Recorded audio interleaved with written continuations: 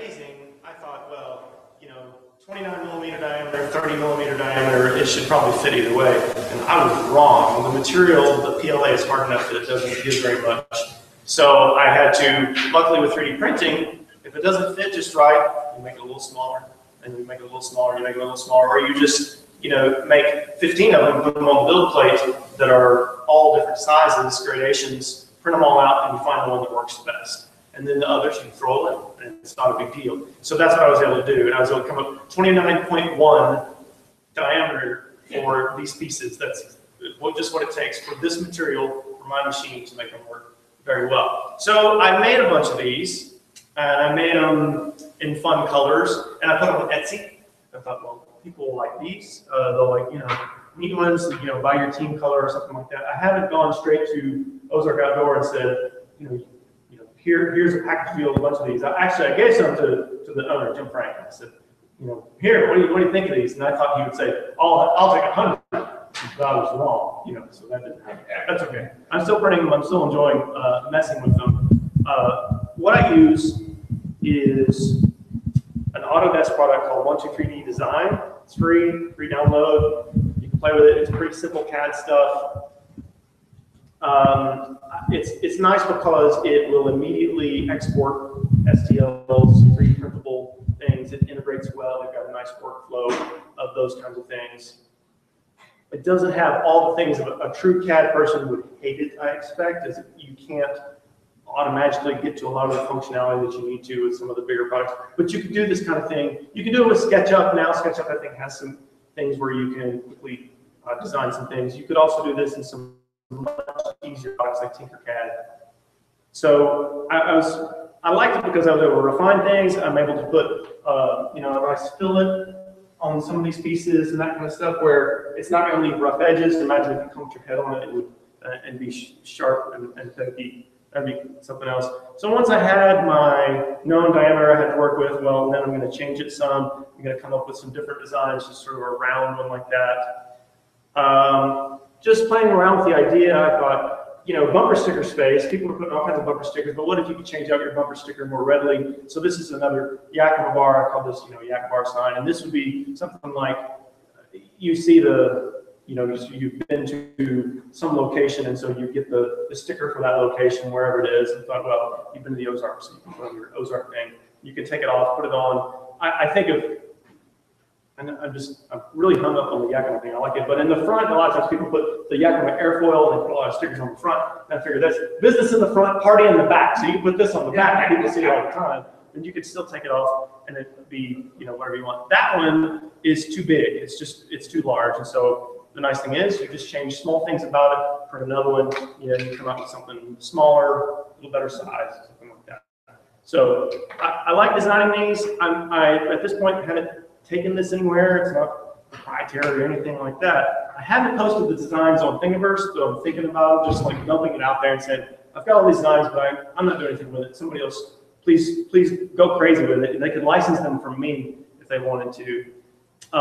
Again, just kind of what some of that looks like in software. You sort of draw these circles and then you extrude parts up, or you make things fit from one piece to another, and it has some nice functionality to create these rounded edges and that kind of stuff, and beginning to think about, I'm sorry, I'm pointing at the screen here, adding in, cutouts, you can digitally then binary remove, subtract pieces out. So I said, okay, if I want a screw hole here for an M3, metric screw, be able to remove pieces out so that it leaves behind good things like that. Okay, this is my pixelated pig. So a guy posted on Thingiverse this. He had a Sense 3D scanner. He also had a pig that recently expired. He had the head laid on the pavement, and he thought, well, this will be fun. I'll just scan it. So that's what he did. He scanned this thing, and then he posted the file to Thingiverse. And I saw it, and of course, we're in pig land, right? We're in Razorback land, so everybody likes pigs, right? So I thought, well, I'll just do a lot of silly stuff with it. So this is a pixelated pig. It's kind of been through sort of a warping process that gave it that kind of blocky surface texture. And I thought, well, we'll take that thing. That's another thing. It's like, well, I have this part over here.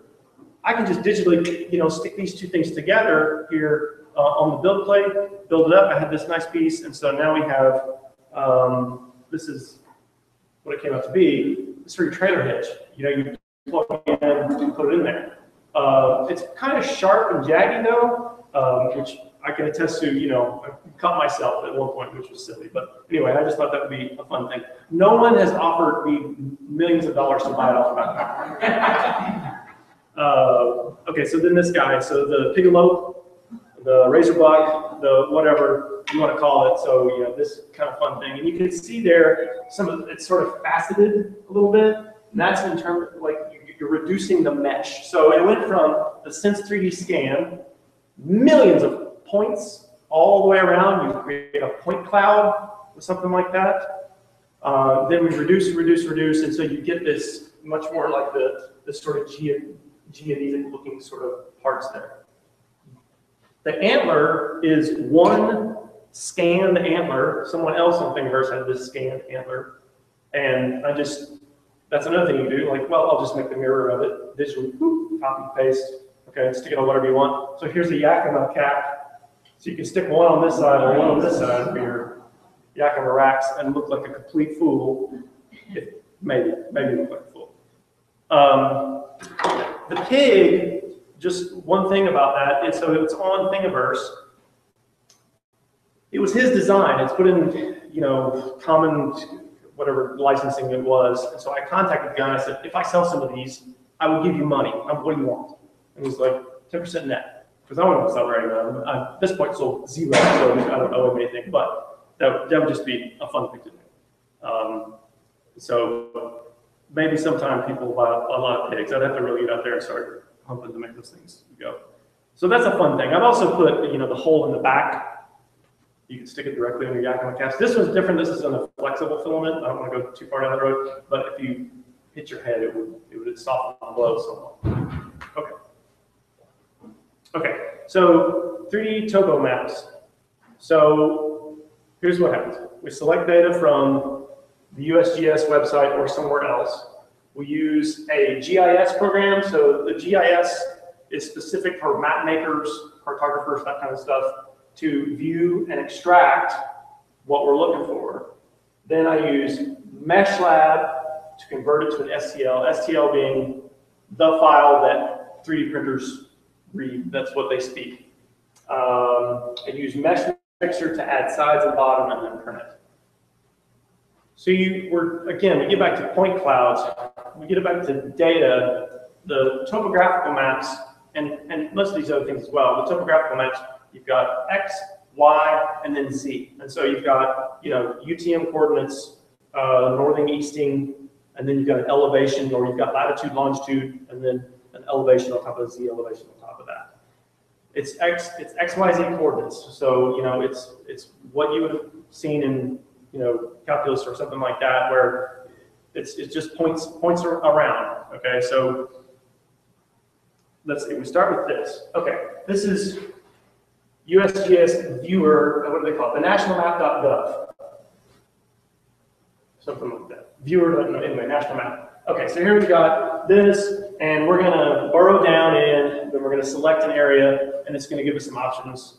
And this is just kind of a workflow that I use. You can look this up. This is not new. I am not breaking new ground here. This is the way I do it. Other folks do it using something called Blender, but you still have to get maps. You still have to use like a GIS program to extract that kind of stuff. Okay, so we're going to burrow down a little bit. Here's Little Rock. Here's Lake Maumelle. Okay, so of course, anybody? Anyone? Pinnacle. Going for Pinnacle. Okay, Pinnacle, a little dam there. So I'm going to select by bounding box. So I'm going to use one of these tools here, drag around that, and say I want some of all that stuff. And it's going to give me some options there. Well, what do you want? Well, no one can read that, can we?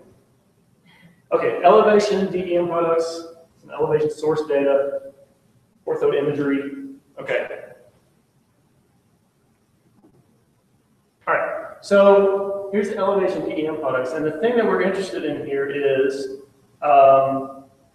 the IMGs. Okay, the format is this IMG format, and the bigger thing is the 9th arc second.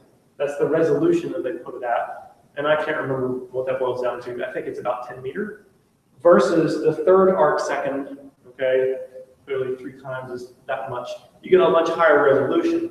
Turns out Pinnacle, in terms of hills and bumps, is not that big. And so you have to get the maximum resolution that you can to get good stuff out of it. There's a whole other set. There's a whole other set called LiDAR. Okay, much higher resolution, has a whole lot more data in it. I'm just now kind of scratching the surface of that. Other people are using that to great effect.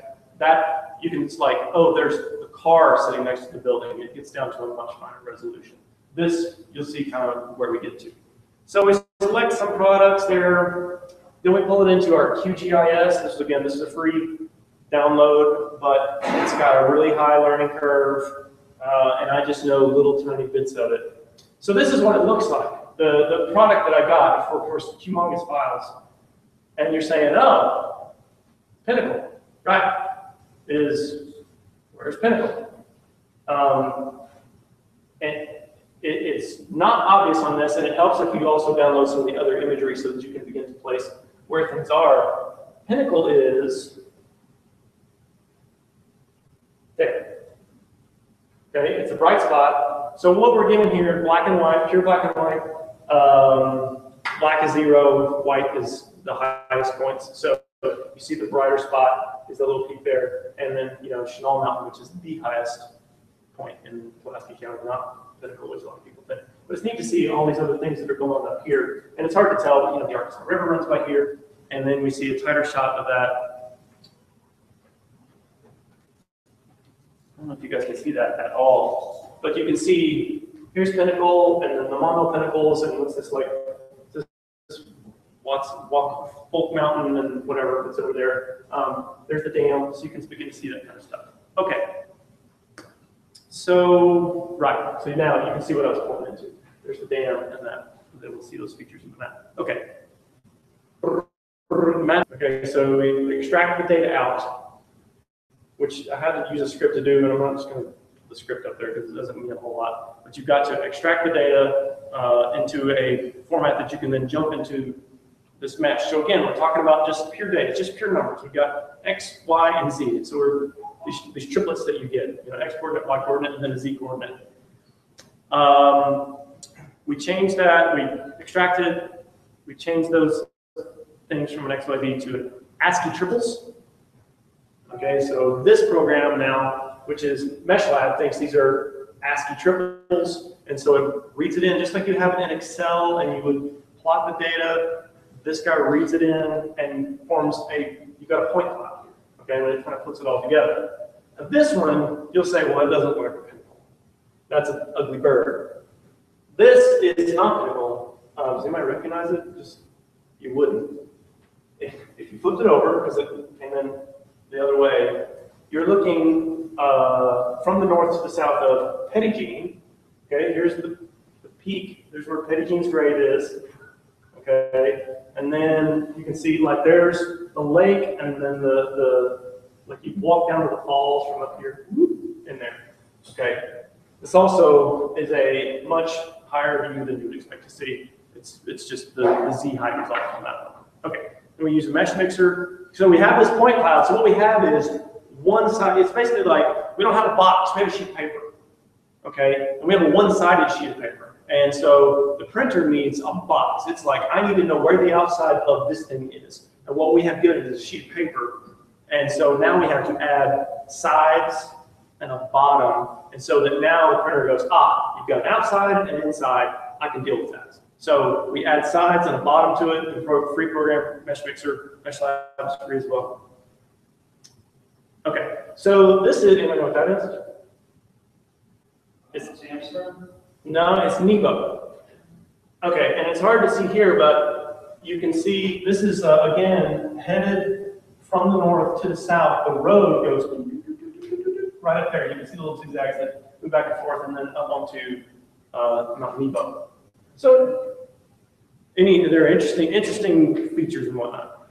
This is Mount Massive in Colorado. A friend of mine asked me to pull that chunk out, and it is what it says. It's a humongous area to do. I like the gray and the white. I think they show stuff very well. This is the Buffalo. This is Grinders Ferry down to Gilbert. And so here's another product idea. So I'm going to take this. You put a hole over here and a lanyard on it, and you put over here just a little compass, stick it in there. And so people are like, where are we on the river? They can orient and kind of look up and down and say, well, I think we're right there on the river. So maybe a way to, you know, you have to stick a bottle opener over here on this side, except for you're not supposed to use glass on both. There's neat little features, like you can bear this, there's like the road that comes down, but the bridge doesn't show up. Like the road's there, but the bridge doesn't show up. So the way that this imagery does, you know, as it's going along, it sees underneath the bridge, and it sees underneath the bridge there, and it leaves the bridge out. So LiDAR does ground level and some upper level. The ortho imagery here, it just kind of scrubs the dirt. Okay, so I found this just looking around for some map making into STL kind of stuff. This guy just wrote this, clever guy, GP extruder, 3D printable elevation model. So your GPS watch, you download that, upload it into his program, and out it comes. You choose your file. I chose something there. There's some other things to put in there, and choose your model. You can do a map style or a linear style or a ring style. You can put in a particular projection if you want it to. So this is the kind of thing that you get. So I put in, this is the Silmore. I did a run at the Silmore, trail run, starts out awesome, goes up here, turns around, comes back. But what you see is you have X and Y, but you also have the Z as the elevation change that went up and down. So I just thought that was super fun, super cool. And he went ahead and makes this so you can print out the PDF, you can generate the STL, you can print this thing out, and then have it sitting out on your desk. Like here's the map, and there's the thing where it goes on top of it. So I just think it's cute, clever. I love it. And it's just data. The GPS tracks again X, Y, Z's. It just moves along. He just adds some sides and a bottom to it. This is the same run. This is the same thing. The run starts. It's an out and back. So you go up this big hill, you go down the creek, and then you come back. But you put it in the ring. I call it a trail tiara. So, you can imagine like gifts to give it a run, or like you won, and so you get the trail tiara. Okay, so now, well, why not? We have this thing over here, this STL. We have the other STL. Let's combine them. So now we have, this is the area, this is the region of the Silmore is in. Some more creek coming up through there. And then I took and I merged them digitally, and then printed it, and then I just took a marker, red marker, and highlighted that guy. So you still see the elevation to run off. I see that it's up off the bottom, but that way you can kind of see where you went. I just thought that was fun. Okay, so then this run, hill repeats. So this is another one of the styles that you can do. You can do the trail form, you can do a linear form, you can do the ring form. This is a linear form. This actually is not from a GPS. This is, I took a microphone and I said, hello, I recorded it. It's just numbers, y'all. It's just data. And then threw it through another program to make it act like a GPS track, uploaded it, and that's what it looks like, and then 3D printed that. So it says hello. Now, I was thinking this would be like a record player. You drag your finger across it, and it'll go, hello. It doesn't quite work like that. It didn't work that way for me. You could probably read it better with a laser and have it drag across, and that would do good things. But this didn't do it like that. But people, they make, I've seen these where people do bracelets that it's kind of this chopped up or like in chunks, and so it's like, I love you, or hello, or, I'm Bob, or something, like that. But you just see, like, it's just data. We're just moving bits into atoms, okay? Just taking these things and creating data out of it. Okay, so that, and that. Then the last thing I was going to say was the organization enabling-the-future.org. They come up as a repository of designs for people who are in need of some type of prosthetic, either a hand or more of an arm, or they're working on legs, but those are kind of difficult. The main case for these, and I'm sure you've heard a lot about it in the news, is for kids. Kids are hard on their devices. They are growing rapidly, okay? And you also, this is not made to be worn all the time. You want children to develop full functionality with whatever it is that they have, but then this also kind of is this added thing that allows them, and this one, I don't have the tendon connectors in here, so normally it would, you know, come to a grip when it moves. So it was for a particular type of, I think, amniotic band syndrome, where they have a palm, they have a wrist, they have no fingers, and so it Velcro's on, and as they move the wrist, they're able to have a grabbing functionality. And you see pictures of kids riding bikes, you know, kids catching a ball, that kind of stuff, and something where it's an enabling thing. It's they go from kind of being quiet about it, holding behind and being the coolest kid in the class because, you know, print it in frozen colors for me, you know, print it in, you know, my school colors kind of thing. They've got lots of different ones of those. The organization is growing. They've just gotten a big grant from Google because they're seeing that this is good stuff. It's about pairing local manufacturers with the people in need nearby. There's been a lot of work on the designs. The designs change just weekly, daily, and there's all different new types of designs that are accommodating much different types of you know, abilities, differing abilities they're able to design for those. And it's a big group, and people should look into it if you're a designer and you say, I don't have a 3D printer. If you're a 3D printer, well, I can do that. So like I've had some of the students at Hendrix work with somebody to print one of these and send it off for them. So that's been fun. I have a lot of stuff up here for everybody to come up and look at in a minute, but questions about all that stuff? I know it's kind of like just shout you down.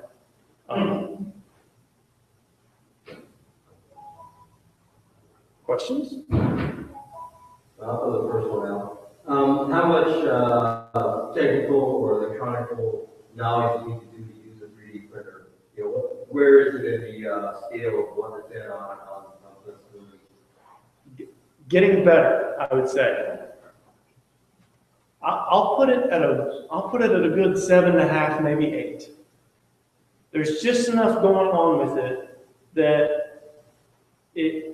for a lot of them, it takes a little bit of knowing why it's doing what it's doing to figure out what it is. And you've got some thermal properties of the filament being extruded and saying, I don't understand why it's this way or not this way. Getting better all the time. There are some printers that try to be much more like click and play. And they're nearly there. The ones that people want to buy though, that are what's like a printer bot and Hub Simple is very common, and you know, it's a recommended printer. A little more hands-on, you might have to fiddle with it a little bit. It takes more fiddling with.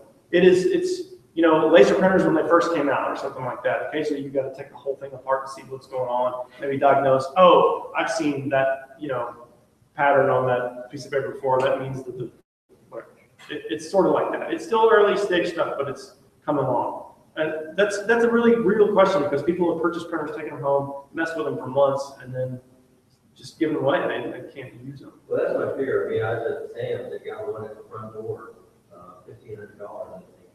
But I hate to pop money for that and then find out that it's beyond.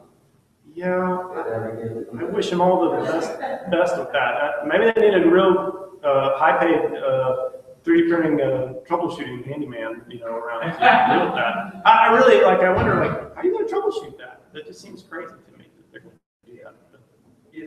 That's you know, I think with the maker class, frustrated because that is kind of a concept or perception that is this desktop manufacturing machine, and you plug it in and you push the button and it makes it. Right. I've used services like Shapeways or Sculpio, and so I just, when I got interested, I just focused on the design. Mm-hmm. That's a great way to do it. Also, you know, having the hub available to say, you know, you bring your experience, but somebody else is standing nearby going, oh, well, I know how to 3D print that. Let's work through that kind of stuff. That's a great way to do it. Those services are amazing. They sometimes cost you, you know, depending on what you want, but that's also a great way to go. They cost them this way, but they have all the expertise. Right, right. They troubleshoot your print, not you. So that's a good way to go. Sometimes costs an arm and a leg, print. John, speak to the community, the 3D printer and maker community, both locally and kind of online. So if you do get stuck, how can you get help? There is a really good, for the maker bots anyway, and other things as well, there's a really good Google group that, what do they call? They're called MakerBot owners or MakerBot users group. It's a mug or something like that. And they, you know, sort of go into all kinds of different printers, that kind of stuff. But lots of those sticky facts, like start here, you know, look in here for your problem. There is a lot of help. You know, and I've helped people on Google groups before, you know,